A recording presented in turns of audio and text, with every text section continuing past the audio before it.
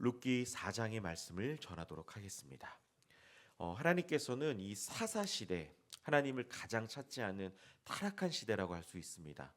그런데 하나님께서는 한 가정을 통해 하나님의 나라를 이루어 가십니다. 어떻게 보면 그냥 지나갈 것 같은 연약한 가정의 사람들이지만 하나님께서는 그 가정을 통해 하나님의 나라를 이루어 가신 것처럼 오늘 이 땅을 살아가고 있는 저와 여러분들의 가정이, 또한 우리들의 인생이 때로는 연약할지라도 하나님께서 우리의 삶과 가정을 통해 하나님의 나라를 이루어 가실 줄 믿습니다. 오늘 본문의 시작은 하나님의 뜻을 알지 못하는 아무개라는 사람이 등장을 합니다. 사실 이 사람은 보아스보다는 엘리멜렉의 기업물을 우선순위가 있던 사람입니다. 그런데 이제 이 사람은 자기 재산에 손해가 될까봐 그 기업을 물을 자격을 포기하는 거죠. 어떻게 보면 보아스는 영적인 안목이 있어서 하나님의 나라를 경험한 사람이고, 이 이름 없는 아무개라는 사람은 기회가 있었음에도 불구하고 영적인 안목이 없어서 하나님의 나라를 경험하지 못한 사람입니다. 보아스는 자신의 것을 최대한 나누어 주는 섬김의 사람이었다면, 이 아무개라는 사람은 자신만의 유익을 위하여 다른 사람들을 돌보지 않은, 어떻게 보면 굉장히 이기적인 모습이라고 할 수가 있습니다. 본문은 이 보아스와 룻의 결혼에 관해서 이 베들레헴 장로들의 큰 축복을 기록하고 있습니다. 룻이 이스라엘 민족의 어머니였던 라헬과 레아처럼 되기를 바랬고, 동시에 룻이 아들을 낳아 이 다말의 유다에게 낳아준 베레스의 집과 같기를 축복했습니다. 그리고 이는 이 가정을 통해 유다 지파가 받은 축복을 받으라는 의미가 담겨져 있죠. 그리고 이 귀한 장로들의 축복은 하나님께서도 똑같이 이 보아스와 룻에게 그대로 하나님께서 복의 복을 더하여 주셨습니다. 이 땅을 살아가면서 우리가 신앙생활할 때 때로는 외롭고 힘들고 어려운 일이 있지만, 하나님께서는 이렇게 장로들을 통해 이 가정을 축복해 준 것처럼 우리들의 인생도 마찬가지입니다. 사람들을 통해, 환경을 통해 우리들의 가정을 하나님께서 돌보아 주십니다. 그리고 이러한 상황 가운데 귀한 가정에 하나님께서 아들을 주시죠.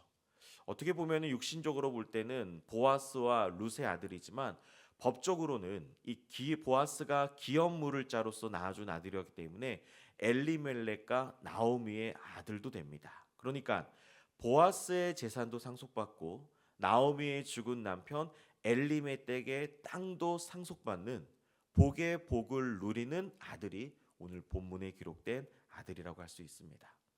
어떻게 보면 한번 생각을 해보면 나오미는 1장에서 남편과 두 아들을 잃는 것으로 끝이 났습니다. 만약에 그 나오미의 인생이 그렇게 끝이 났다면 얼마나 괴로웠을까요? 그런데 성경은 거기 고통에서 이야기하는 것이 아니라 회복까지 이야기를 하고 있습니다. 나오미와 룻처럼 고통의 시간을 지나갈 때 이들이 했던 것은 무엇이냐면 하나님께 돌아갔다는 것입니다. 다시 예루살렘으로 돌아간 거죠. 여러분들, 하나님께서 일하시는 방식 중에 가장 강력한 방법 중에 하나는 무엇이냐면 고난을 통해 이끌어 가신다는 것입니다. 아무것도 없는 상황 가운데 하나님이 일하시죠. 실패와 절망과 좌절과 이런 연약한 가운데 있을 때 우리 신자들이 할 수 있는, 하나님만이 인생의 정답이다라는 신앙의 고백과 하나님을 향해 돌아갈 때 비로소 하나님께서 우리들의 삶을 아름답게 인도해 가실 줄 믿습니다. 그러므로 때로는 우리가 인생을 살아가면서 기도 제목 가운데 기도가 응답이 없는 것 같고, 우리 가정에는 왜 이런 일이 있고, 우리 자녀에게는 왜 이러한 일이 일어났고, 우리가 풀리지 않는 인생의 수많은 수수께끼 같은 공허한 인생의 수많은 지점들을 만날 때 우리들이 할 수 있는 유일한 일은 하나님께 돌아가야 되는 줄 믿습니다. 다시금 말씀이 있는 예루살렘으로 돌아가고 언약이 있는 그곳으로 돌아갈 때 비로소 하나님께서 우리들의 삶을 이끌어 가실 줄 믿습니다. 여러분들 룻기 1장을 보십시오. 얼마나 비참하게 시작합니까? 그런데 오늘 본문의 끝은 어떻게 시작하냐면, 마무리되냐면, 살몬은 보아스를 낳았고, 보아스는 오벳을 낳았고, 오벳은 이새를 낳았고, 이새는 누구를 낳습니까? 마지막에 다윗을 낳습니다.